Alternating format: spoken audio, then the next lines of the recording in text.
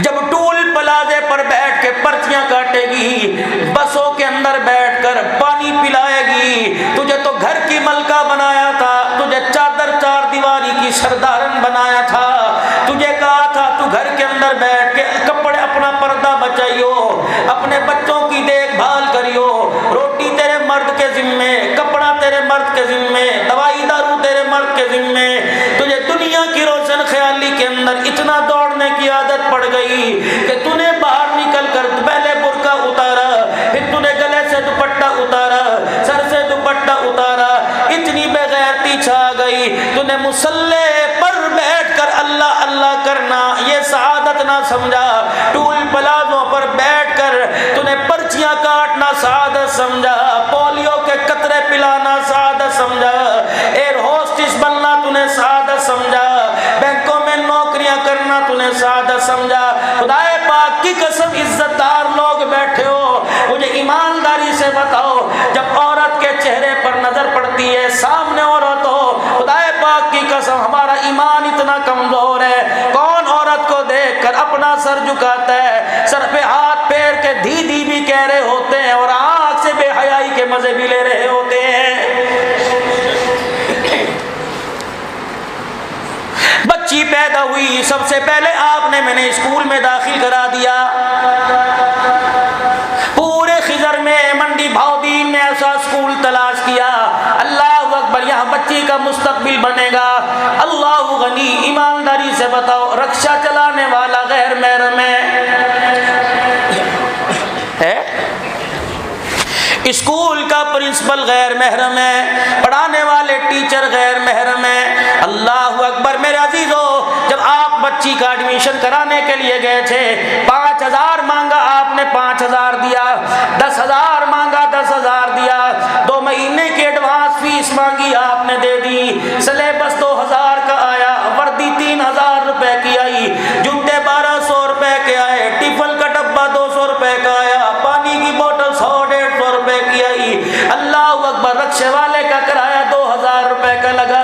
اتنے بجے جانا ہے، نماز کے لیے جو اٹھا نہیں کرتی تھی بچی کو اسکول بھیجنے کے لیے، سردی کے اندر اللہ اکبر اٹھی پڑی ہے، کیا وجہ بنی؟ جب آپ کی بچی، میری بچی پہلے دن اسکول گئی تھی، دادے سے پیار کروایا تھا، نانے سے پیار کروایا تھا، رشتہ داروں سے پیار کروایا تھا، ہر ایک نے سینے سے لگایا تھا، کس حالت کے اندر تھی، چھوٹی سی بچی تھی، ابھی اسے باپ کی انگلی پکڑ کر چلنا نہیں آتا تھا، عمر اس کی چھوٹی سی تھی، کس حالت کے اندر بچی کو داخل کرایا تھا، گلے کے اندر دوپٹہ، سر کے اوپر دوپٹہ، میں نے تو اس کی عزت کو چاروں طرف سے لپیٹ کے بھیجا تھا۔ میں اسکول والوں سے پوچھنا چاہتا ہوں، 10 سال میری بچی امانت کے طور پہ تمہارے حوالے رہی، جب 10 سال کے بعد میری بچی اسکول سے آئی، میٹرک کی ڈگری تو اس کے ہاتھ میں نظر آئی، دوپٹہ سر پہ نظر نہیں آیا، مجھے ایمانداری سے بتاؤ، میں نے تو اسلامی اسکول کے اندر بچی کو اس کا معیار بنانے کے لیے بھیجا تھا، وقار بنانے کے لیے بھیجا تھا،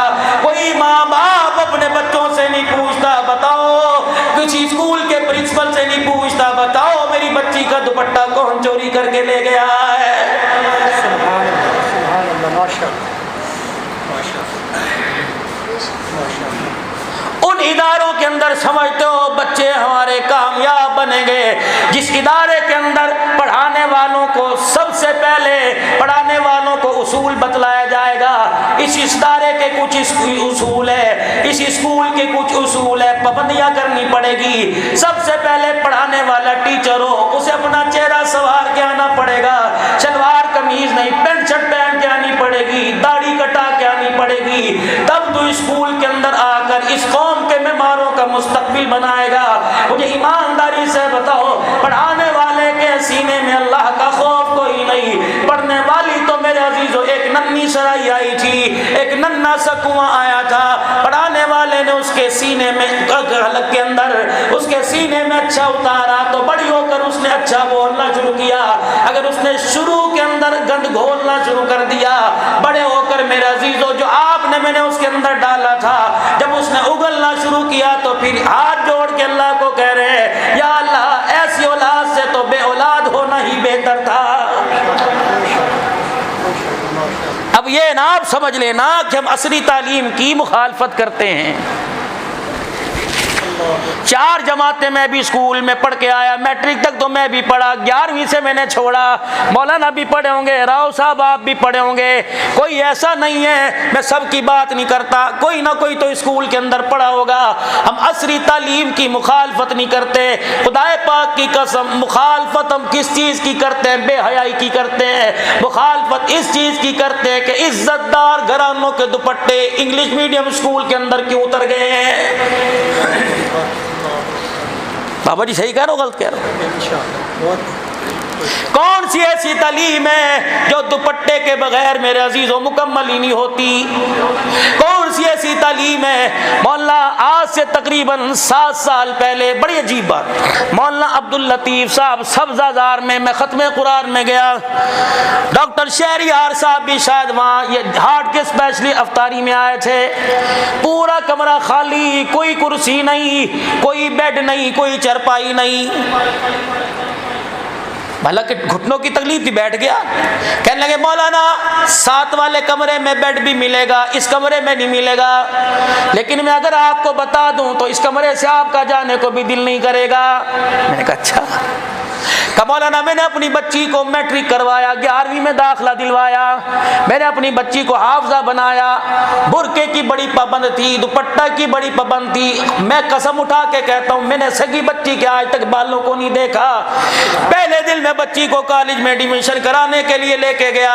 میں نے کہا میری بچی کا مستقبل ان کے ہاتھوں میں ہے۔ میری بچی آئی کہنے لگی ابا اگر تو مجھے ڈاکٹر بنائے گا، انجینئر بنائے گا تو ابا جان میرا برقع اتارنا پڑے گا۔ ابا جان میں کالج میں گئی، 99% بچیوں کے سر پہ دوپٹہ نہیں تھا، ابا بتا تیرے ارمان پورے کروں ابا جان یا میں نبی کے بنی دی ہوئی عزت کو سنبھالوں؟